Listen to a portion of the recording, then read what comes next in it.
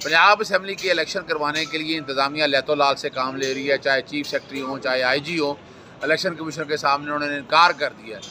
Lahore high court के फैसले की खिलाफ वर्जी 10 फरवरी के, 6 मार्च के और सुप्रीम कोर्ट के भी 1 मार्च के फैसले पे दरख्वास्त दायर की थी कि बाकायदा हदायत जारी की जाएँ। मामला आ गया जस्टिस शुजात अली साहब के पास, जो कि मामला डिसाइड किया हुआ है डिवीज़न बेंच ने, तो फाइल भिजवा दी है चीफ जस्टिस को ताकि डिवीज़न बेंच के सामने आ सके और इलेक्शन टाइम पे करवाए जा सके।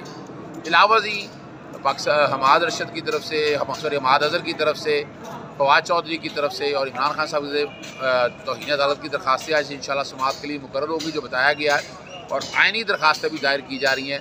एक तो जलसे की इजाज़त नहीं दी जा रही, हालांकि लाहौर हाई कोर्ट के फैसले के मुताबिक ये तय हुआ था। जो ज़मान पार्क पे इन्वेजन फिर की हुई है, वो भी हाई कोर्ट का फैसला बड़ा वाज़ेह तौर पर मौजूद था।